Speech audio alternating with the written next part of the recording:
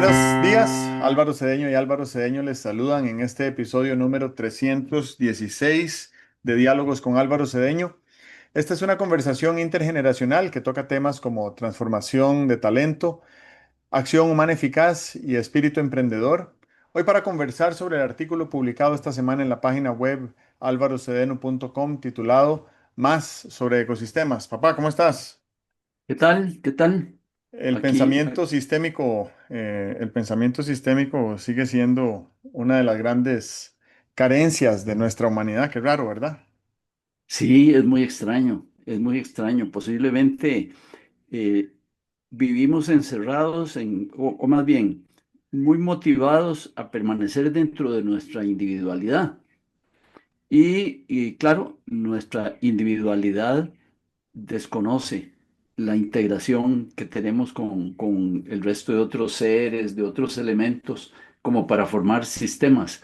Pero es una gran pérdida que no tengamos una buena visión de sistemas. A mí el tema de los sistemas siempre me ha interesado. No me considero ni siquiera un buen lector de cosas de sistemas, pero sí tengo una profunda admiración por la temática, por la gente que cultiva lo relacionado con los sistemas y tal. Y una vez hace mucho tiempo en mi carrera, yo trabajé en lo que se llamaba la Oficina de Planificación Nacional, cuando recién la había creado la administración del presidente Orlich, eh, como requisito para recibir los beneficios de la Alianza para el Progreso del presidente Kennedy. Así fue como promovieron en América Latina las oficinas de planificación. Y ahí trabajaba un ingeniero civil que era un hombre muy erudito en muchos campos. Y ya luego de que trabajamos juntos, donde tuvimos una muy buena relación, eh, una vez vino y me dijo que había escrito un libro sobre teoría de sistemas y que quería que yo se lo prologara. Y yo me sentí muy amilanado por la petición y no me acuerdo, pero posiblemente debo haberle hecho el razonamiento de que podía obtener prologuistas mejores, pero me dijo que no, que él quería que yo le prologara el libro. Y entonces hay un librito de este autor prologado por mí, con muchísima ignorancia, pero creo que eso fue como un hito, porque eh, cuando prologué el libro, sentí que para no tener en el futuro el síndrome del impostor, tenía que saber un poquillo más de teoría de sistemas. Esa es la historia de mi contacto con los sistemas, pero sí. Ujú. Y desde luego el autor, eh, eh, el autor favorito para mí en teoría de sistemas es Russell Ackoff, de quien tampoco sé mucho, pero sé bastante, sé bastante de, de su vida. Él fue fundador de una cosa que a mí me entusiasmó muchísimo cuando estaba terminando la universidad, la licenciatura, que era la eh, luego me acuerdo. Ujú. Eh, la investigación de operaciones, la investigación de operaciones, que era, me parece a mí, que el germen de la teoría de sistemas aplicado a países, a empresas, etcétera.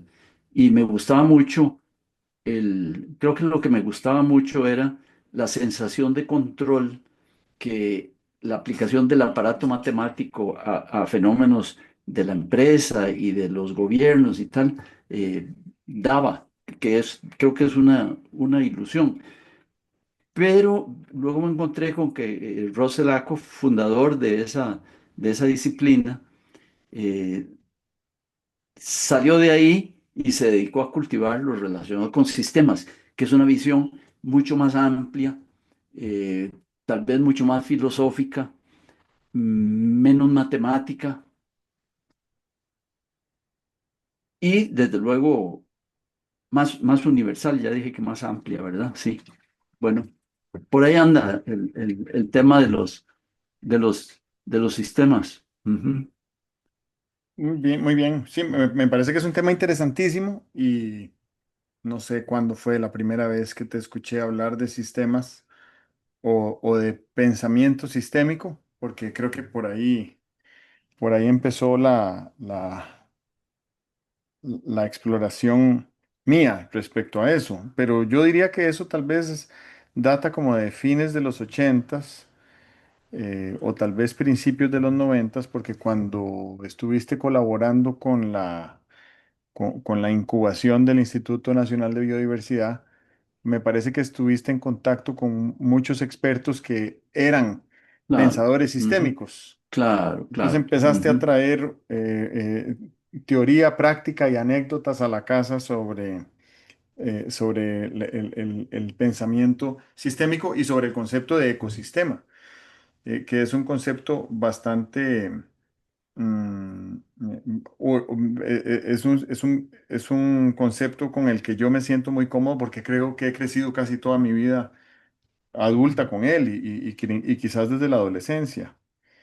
Eso me hace pensar hoy en día. Ayer estaba teniendo una conversación con una persona que estudió economía ambiental y tenemos una comunicación muy bonita. Nos conocimos él y yo ahora en febrero en un retiro que organicé por acá y me gusta mucho la forma como él piensa en valor ecológico y valor económico, en paralelo, ¿verdad? Ajá. Y además, Ujú. no solo en paralelo como lo que se llama el equilibrio. No hay equilibrio entre economía y ecología, ¿verdad? Si no hay ecología, no hay economía. Pero si no hay economía, puede haber ecología. Quizás hasta más exuberante. Y entonces ayer estábamos conversando sobre el hecho de que los últimos 100 años nos hemos desconectado de la naturaleza como fuente de alimentos.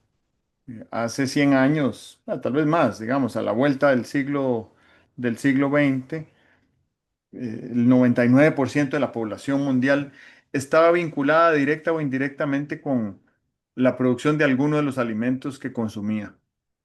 Un vaso de leche o un frijol o una mazorca de maíz. Y hoy, más bien es al revés, esa proporción es como que el 1% de la población mundial está vinculada directa o indirectamente con la producción de alimentos y el resto estamos desvinculados porque hemos mecanizado, automatizado o tercerizado la producción de alimentos. Entonces hoy en día nosotros compramos los alimentos, ya ni siquiera los compramos al productor, sino que se los Ujú. compramos a un intermediario. Y ya ni siquiera se los compramos a un intermediario humano, sino que los compramos a través de una plataforma digital y nos entregan el alimento en la casa, en algunos casos ya preparado y listo para comer. Entonces esas capas múltiples de distanciamiento que hemos tenido de los sistemas de alimentos nos han distanciado de la naturaleza. Y las consecuencias no son solo en la parte nutricional, ¿verdad? No es simplemente que tenemos un desbalance global respecto a la cantidad de personas que tienen sobrepeso y la cantidad de personas que están desnutridas, eh, sino que también tenemos una desconexión respecto a las consecuencias de nuestros comportamientos en el ecosistema natural, que además nos sostiene, ¿verdad? No es simplemente que el ecosistema natural nos provee de alimentos y de bienestar y de, qué sé yo, aire limpio y agua potable, es que el sistema natural nos sostiene como una red de vida de millones de especies. Y nosotros somos la única especie, creo que lo conversábamos esto el domingo ahí mientras trabajábamos, mientras arábamos el campo, tú y yo.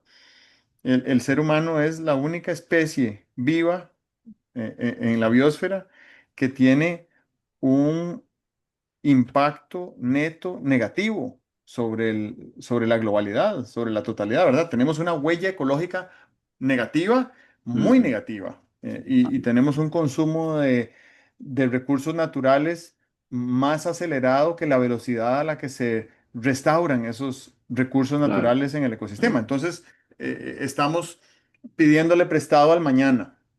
Y cuando estamos pidiéndole prestado al mañana, un día pues no es tan grave, o un mes no es tan terrible, un año todavía uno se recupera, pero cuando estamos pidiéndole prestado al mañana, 55 años, entonces es muy complicado pensar que cuando mi hija mayor vaya a cumplir 70 años, podría estar llegando a un balance de sostenibilidad ajá, ecosistémica si empezamos hoy en día a restaurar lo que hemos consumido más de lo que nos correspondía, digamos, si lo pensamos en términos generacionales.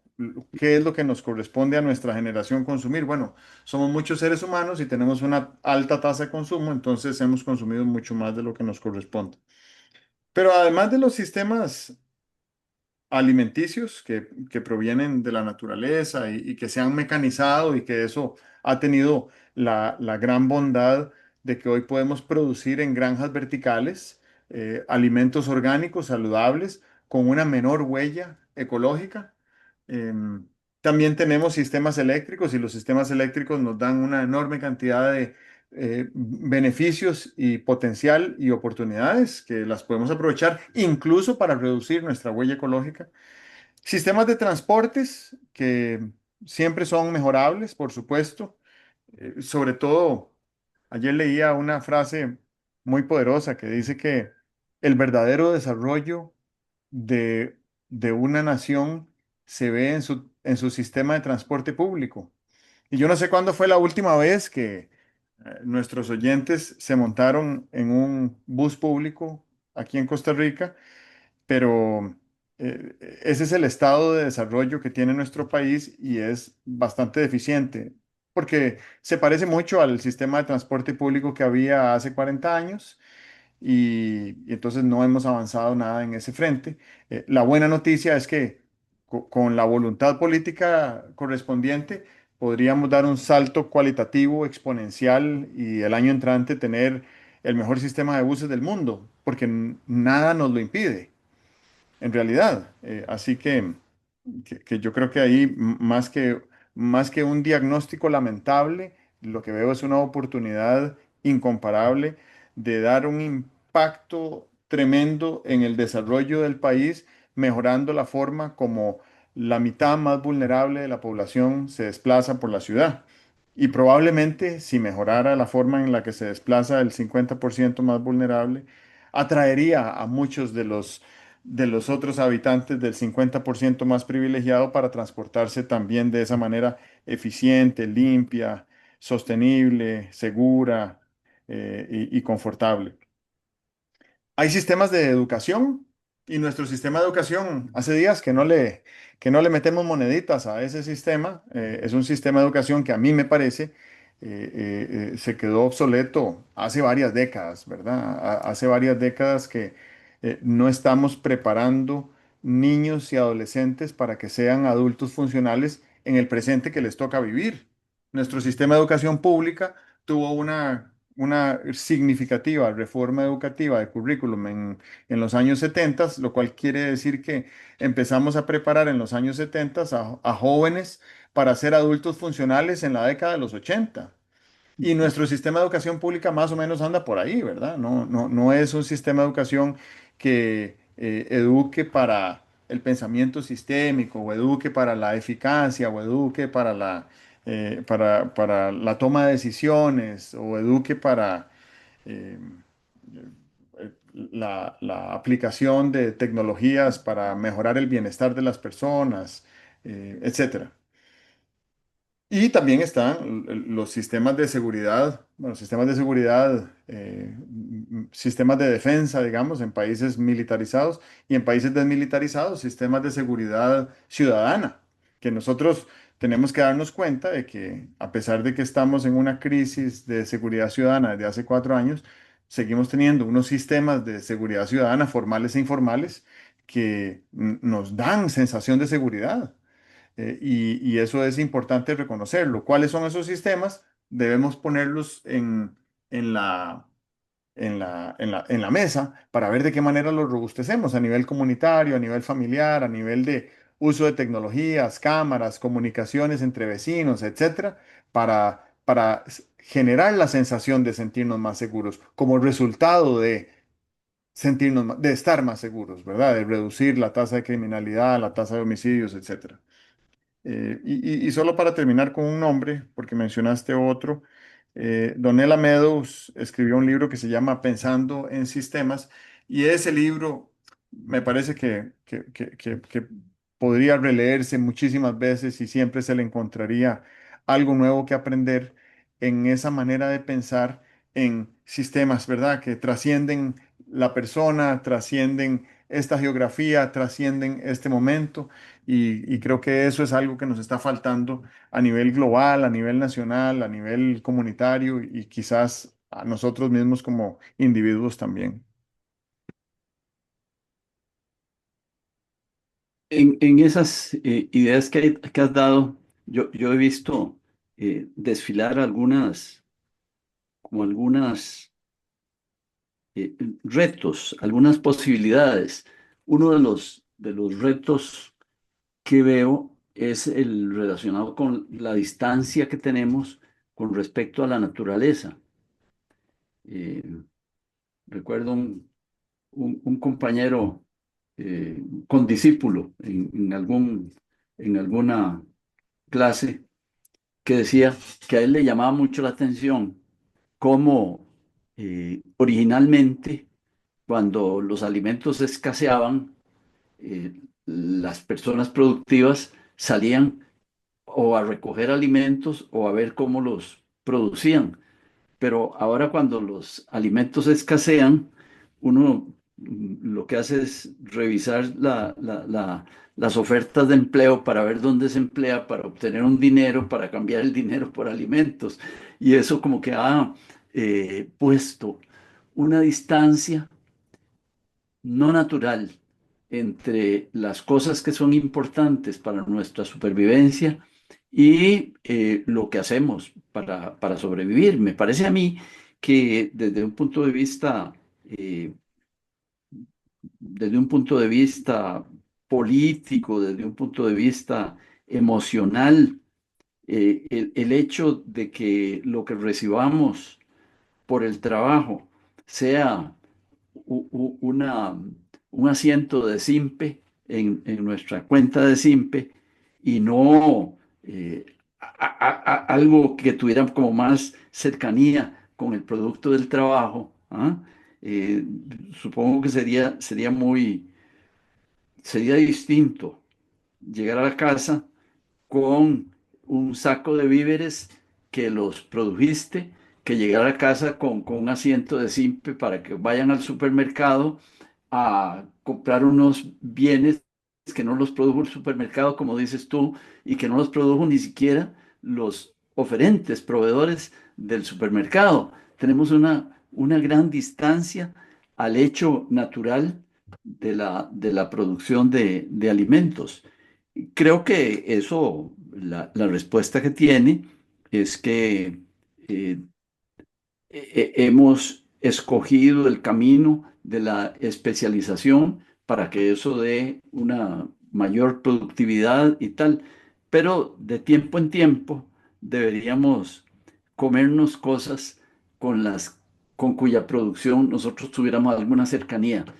Ya no sería nuestra forma habitual de vivir, porque creo que se deterioraría mucho la productividad, pero sí que sería una especie de ceremonia, de acercamiento a los procesos vitales, esenciales de la naturaleza. Yo siempre recuerdo, no sé si tú estabas en el viaje, pero andábamos viajando en Honduras, íbamos de camino hacia, hacia alguna localidad y en el camino pasamos por una, una finca de tus tíos hondureños y seguramente haciendo la previsión de lo que llevábamos y lo que no llevábamos, tu madre se puso a recoger vainicas que estaban allí en producción y recogió vainicas y recogió unos tomates. Y cuando al anochecer llegamos a la localidad de Minas de Oro y, y no había nada más que arroz. Ella se puso a hacer un picadillo de vainicas con los tomates que llevaba y tal y cual. Y a mí me dio una emoción enorme estar con hambre, esperando la comida, con iluminación limitada y tal y cual, pero esperando la comida que habíamos recogido hacía unas cuantas horas. Esa, esa, esa cena fue una cena totalmente distinta a la cena que uno puede tener cuando abre una lata de atún y se la pone a una porción de arroz. No era lo mismo, habíamos estado ahí en contacto con la tierra, en contacto con los insectos de la tierra, con el aire, el aroma de la finca en producción ese contacto, desde luego que era como un preámbulo, era como una ceremonia de merecimiento, de agradecimiento, de conexión con la naturaleza. Fue una cena muy especial. Y pienso que esa distancia a la cual nos ponemos de la naturaleza es, es problemática y el acortamiento de la distancia puede ser beneficioso no solamente para nuestra vida física, sino para nuestras otras dimensiones vitales, ¿verdad? Las afectivas, las espirituales y tal.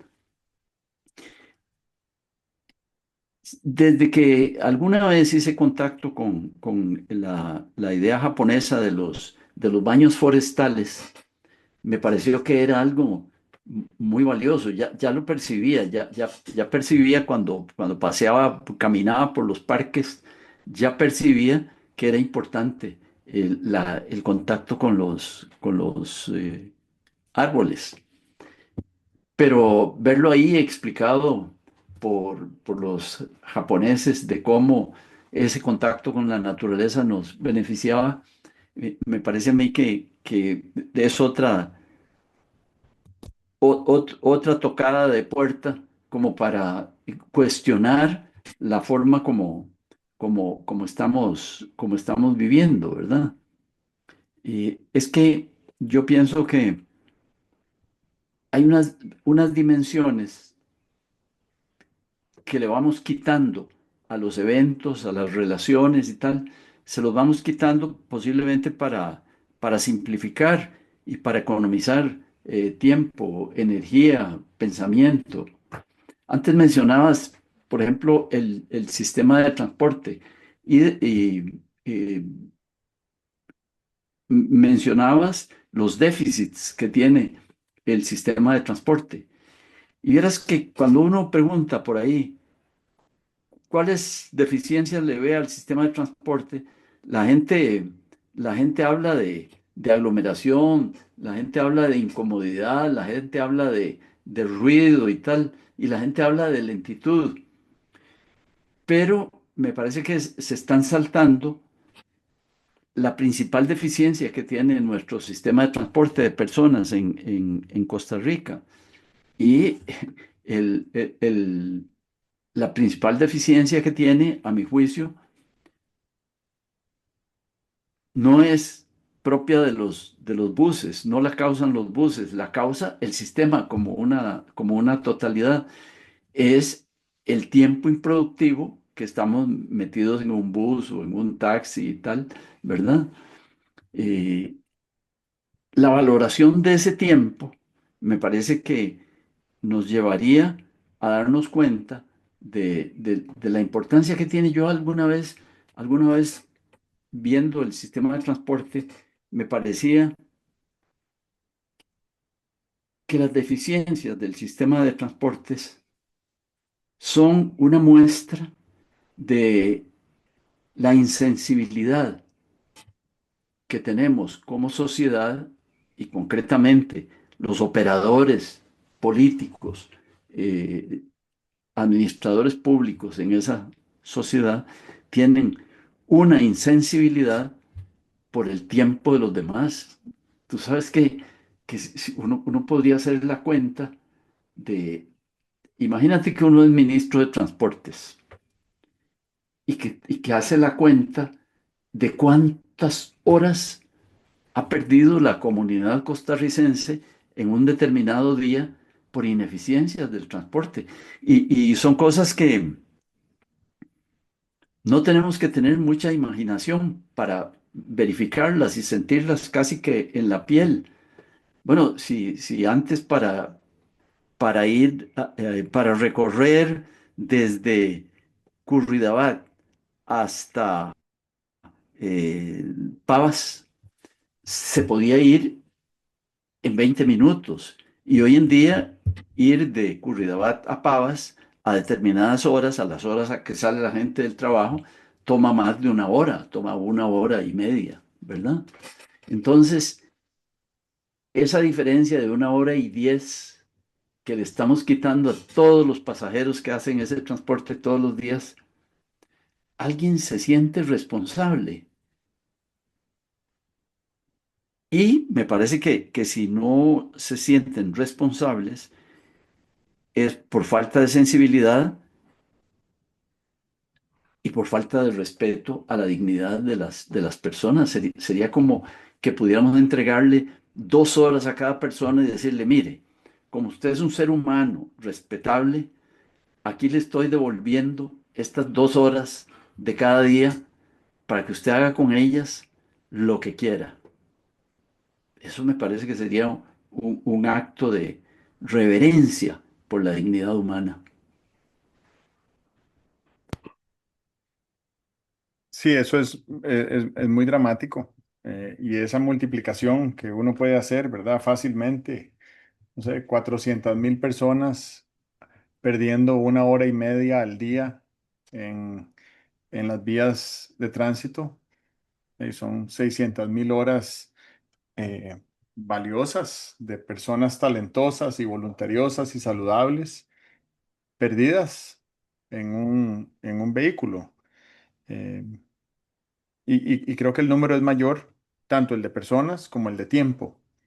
Y pongámosle un valor monetario a eso, ¿verdad? Podemos ponerle el precio de salario mínimo y multiplicarlo, o podemos ponerle el precio de una hora de tiempo de una persona inteligente, educada, de una cultura desmilitarizada, y eso aumenta el valor de lo que estamos perdiendo todos los días. Y quiero empezar mi réplica por ahí, porque la semana pasada me decía alguien, es que ya empezó Expo Auto. Yo no tengo idea de cuándo es Expo Auto, o si es una vez al año, o si hay más veces al año, pero empezó Expo Auto, la gente va porque las ofertas son buenísimas para comprarse un carro nuevo, eh, y se compran un carro nuevo y reclaman por la presa, ¿verdad? Reclaman por la congestión vial que hay en el sistema de tránsito. Es muy extraño porque pareciera como que están dispuestos a hacer un esfuerzo importante económico por mejorar el confort del vehículo que manejan ellos y su familia, pero no están dispuestos a hacer lo correspondiente para que mejore la fluidez del sistema de transporte ciudadano, ¿verdad? El sistema de transporte en general. Hay gente que ha caído en la falacia de creer que los problemas de congestión vial se resuelven con más y mejores carreteras. Pero con más y mejores carreteras ya se ha demostrado en ciudades como Houston que lo que sucede es que hay más carros manejando a más velocidad y congestionando aún más las carreteras. Mientras uno no resuelva la manera de mover personas, Ujú. no importa a qué velocidad muevas los carros individuales, eso siempre va a afectar la velocidad a la que se mueven las personas. Y cuando vivía en Japón, leí alguna vez un comentario, pero no sé de quién es, no es de ningún japonés, me parece que más bien es de algún líder latinoamericano, que decía que los países desarrollados son aquellos donde las personas que viven en condición de privilegio usan el transporte público. Y lo usan porque es más eficiente que irse en un vehículo particular. Entonces, si eres una persona privilegiada, educada, que tu tiempo es muy valioso y que ganas mucho dinero y tal, y prefieres viajar de la manera más eficiente. Cuando yo vivía en Suiza, el trayecto de mi casa a mi oficina era suficientemente corto como para hacerlo caminando. Y en hora pico, el traslado en vehículo particular podía durar similar a irse caminando. Pero si uno se iba en bus, era bastante más fluido porque había un carril exclusivo para buses. Entonces, el tiempo en bus cambia poco, aún en hora pico. Pero la manera más rápida de trasladarse era en bicicleta, ¿verdad? Entonces, yo tenía las cuatro opciones siempre: bicicleta, caminar, vehículo particular o transporte público. Y la mayoría de las veces prefería irme en bicicleta por un montón de razones, ¿verdad? Hasta por lo saludable que es. Pero además era lo que me ahorraba más minutos al día y horas al año. Entonces, ¿cómo tendría que ser la planificación urbana de cada entorno comunitario, ¿verdad? De cómo debería ser el casco urbano de cada municipalidad de este país en un radio de 800 metros para que la manera más rápida de desplazarse en ese entorno fuera en bicicleta? Y los 800 metros no son una cifra arbitraria, ese es el número que utiliza el sistema de transporte público japonés para generar ecosistemas de servicios ciudadanos en un radio de 800 metros a la redonda de cada estación de metro. Entonces, esencialmente, viviendo en Tokio, que es una ciudad, digamos, la parte metropolitana de Tokio, que es una ciudad de 40 millones de habitantes, en cada estación de metro tiene a 800 metros de radio a la redonda la satisfacción de casi todas las necesidades cotidianas de una persona: eh, compra de alimentos, zapatería, venta de enseres, una clínica básica, y un parque. Y eso hace que, a pesar de que es una ciudad, o precisamente porque es una ciudad de 40 millones de personas, es imposible que toda la gente se mueva de un lado para el otro todos los días. Y lo que sucede es que las personas viven en un entorno donde tienen satisfechas muchas de sus necesidades, y si tienen que desplazarse a otro lugar por razones de trabajo o de escuela, lo que sea, se desplazan en un sistema de transporte público que es el más eficiente del mundo, ¿verdad? Uno baja varios pisos debajo de la superficie, se monta en un tren y 20 minutos después está en el otro lado de la ciudad. Y no hay tránsito, no hay presas, no hay congestionamiento vial, ¿verdad? Sí hay hora pico, pero es diferente. Así que eso por ahí. Me devuelvo al principio. Yo no sé si, si reconocemos el drama que significa ver a un ser humano buscando comida entre la basura. Porque Esa es una realidad para la cual nosotros no fuimos diseñados. Nosotros no evolucionamos para ser este Homo sapiens y alimentarnos de los desechos de otros, ¿verdad? ¿Pasábamos hambre? Claro que pasábamos hambre, pero pasar hambre no tiene ningún problema.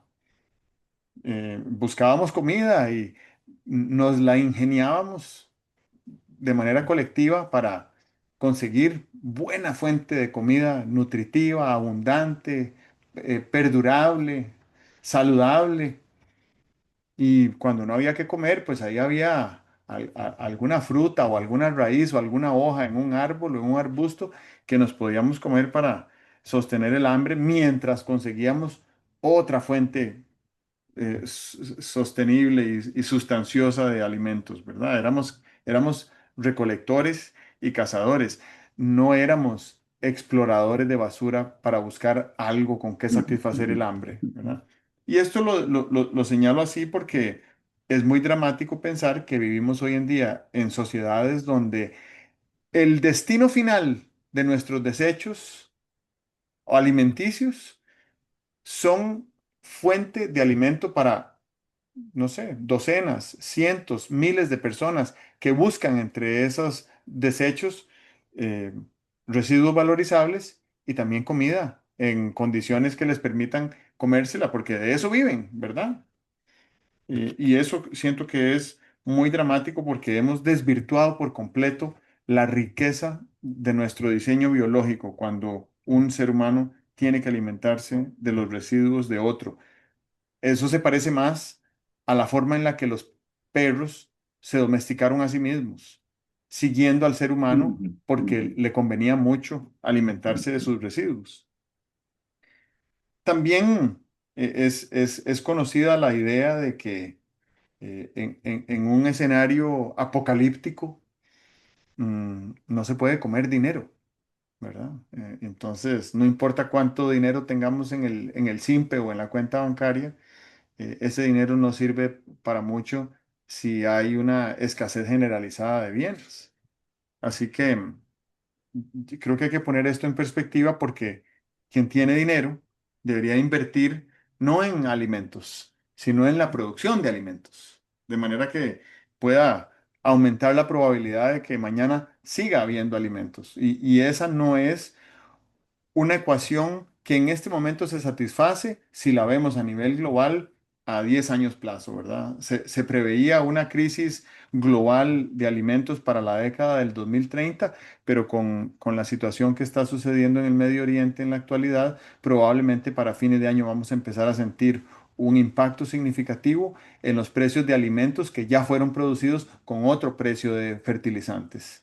Y eso nos va a impactar. Y lo otro es que Elon Musk y Jeff Bezos y Bill Gates, que son tres personas visionarias, pensadores sistémicos, con muchos recursos materiales, hace un par de años salieron a comprar cientos de miles de hectáreas de tierra arable, ¿verdad? Cultivable para la producción de alimentos porque saben que esa crisis se avecina.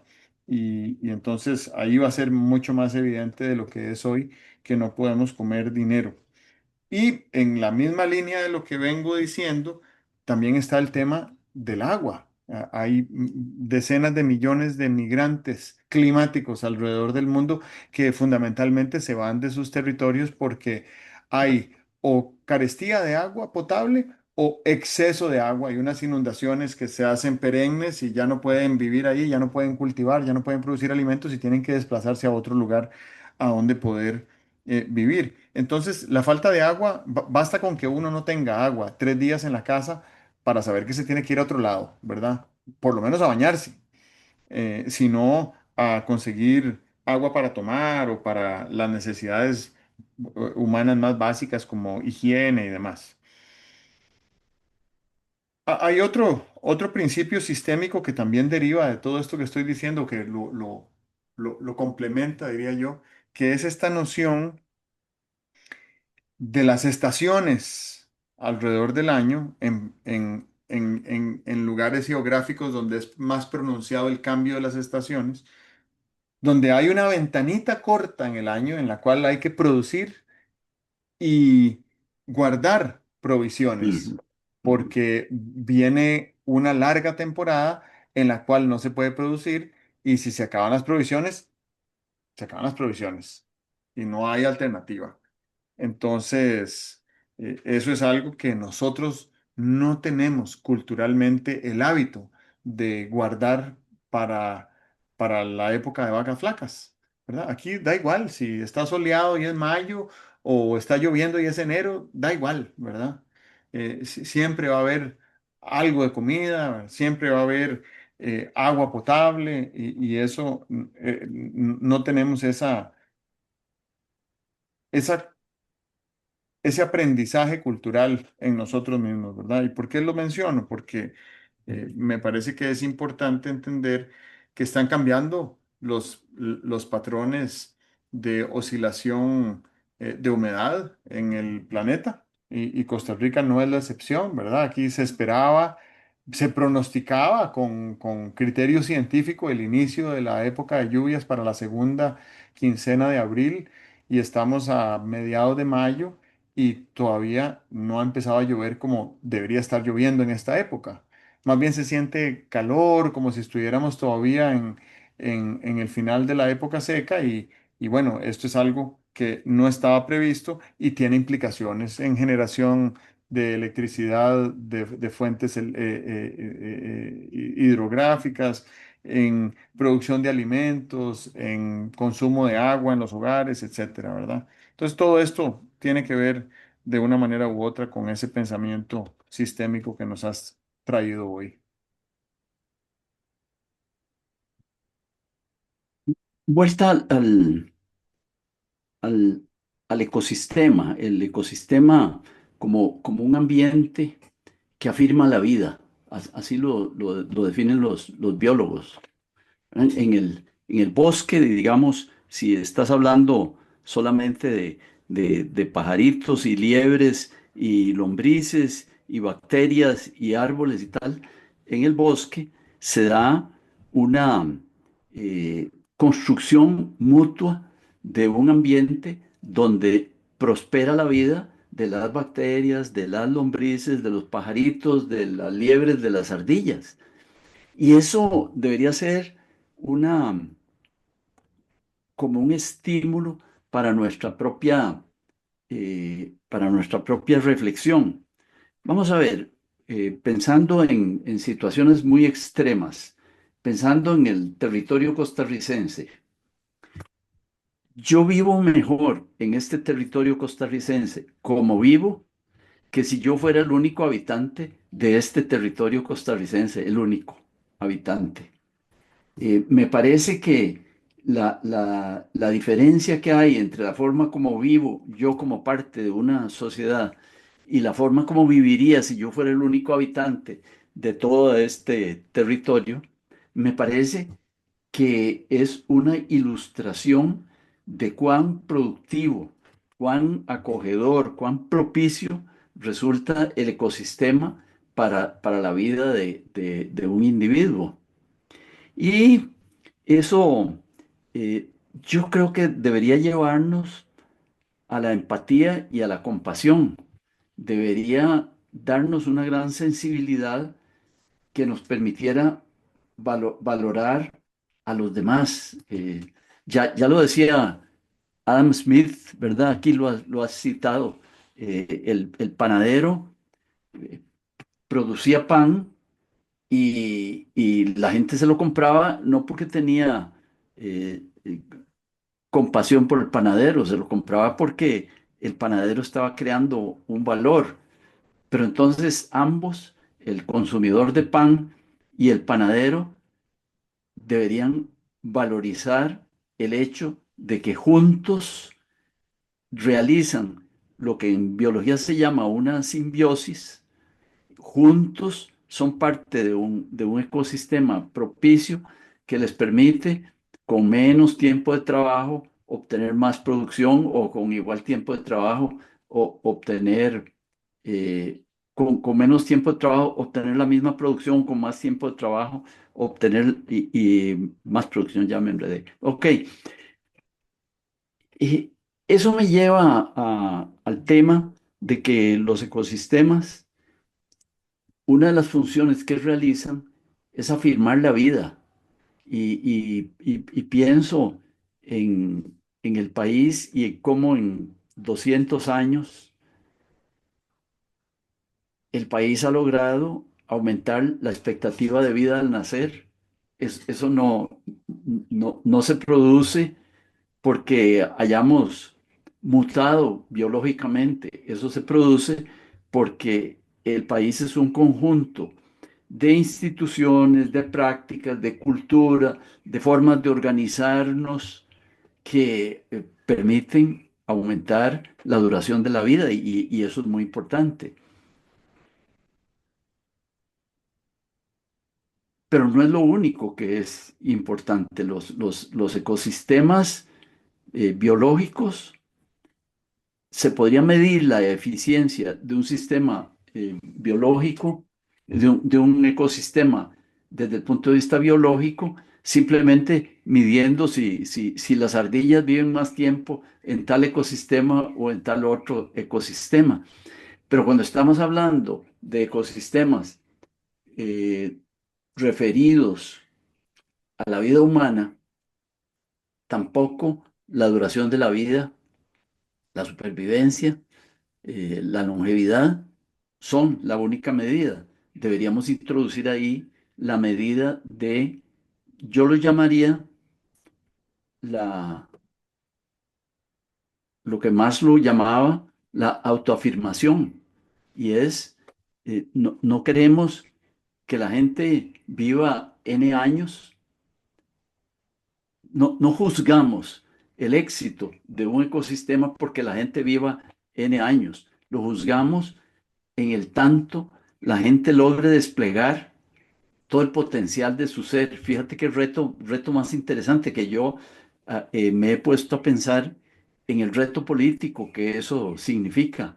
Si lo que queremos no es elevar simplemente la expectativa de vida al nacer.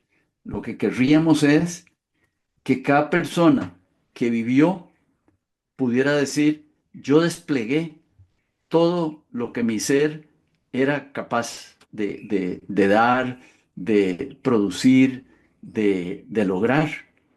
Eso es lo que me parece que desde el punto de vista humano debería significar esta temática relacionada con los ecosistemas. Es la afirmación de la vida, no la afirmación de la supervivencia, sino la afirmación y el despliegue de una vida, como la llamaría Aristóteles, una vida buena y feliz. Y luego viene el tema de cuál es la actitud con la cual podríamos enfrentarnos a este ecosistema. Podríamos enfrentarnos a este ecosistema propicio donde todos sobrevivimos con una actitud extractiva. Si yo voy a ver cómo saco el mayor provecho de esta relación que tengo con este ecosistema, o podríamos vivir ahí con una actitud solidaria. Si yo voy a ver de qué manera todos o muchos de los que vivimos aquí podamos desplegar más plenamente nuestra vida, porque yo voy a tener una actitud más solidaria. Con una actitud más solidaria de todos, bueno, ve la seguridad social. El día que nos pongamos a contar el número de muertes o de años eh, que no se han perdido, porque existe la seguridad social en Costa Rica, que ya alguien lo debe haber hecho, ese día vamos a empezar a mirar con muchísimo más sensibilidad el sistema de seguridad social. La seguridad social en Costa Rica seguramente que ha tenido que ver con la prolongación de nuestra vida y no solo eso, sino con la prolongación de nuestra vida útil y tal. Los sistemas de pensiones, los diseñadores de los sistemas de pensiones ya están diciendo que deberíamos trabajar más años antes de pensionarnos y es natural porque el sistema está diseñado para cuando a los 70 años a los 60 años nos moríamos y hoy tenemos una expectativa de vida mayor, ¿verdad? Bueno, entonces, ¿qué es lo que nos hace diferenciar la actitud extractiva de la actitud solidaria? Yo creo que es la empatía y la compasión. Estas dos actitudes de empatía y de compasión, de respeto a la dignidad humana y tal, deberían ser objeto de todos los planes educativos. Es que, ¿de qué nos sirve, de qué nos sirve saber física cuántica si no somos empáticos y no somos compasivos? ¿Por qué empatía y compasión son importantes para motivar una actitud solidaria? ¿Cuál es la finalidad? Hombre, la finalidad se ve muy clara en estos tiempos turbulentos que estamos viviendo.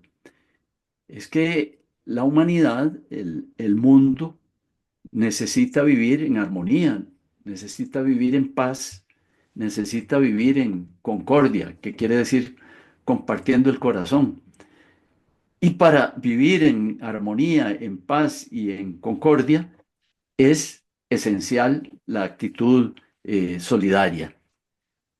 ¿Y cómo elegimos la actitud solidaria? Bueno, es una elección. Podría ser que naturalmente nos sintiéramos inclinados a la solidaridad, o que fueras simplemente no nos sentimos inclinados a la solidaridad, pero elegimos la solidaridad por una actitud de responsabilidad con el resto de los colegas seres humanos. Pienso que ahí el tema de los ecosistemas nos viene a llevar de la mano a una reflexión, a una revisión que tenemos que hacer como familias, como individuos, como comunidades, como país, en estos tiempos tremendos que sentimos que se insinúan en el horizonte. Muy bien, muchas gracias por esta conversación. Hace años no hablaba sobre este tema, creo que nos dejó de importar aquí en el país y también en el mundo, lo cual es muy sintomático de los tiempos que vivimos. Te agradezco mucho. Muy bien, que estés muy bien. Gracias, igual, hasta luego. Ok.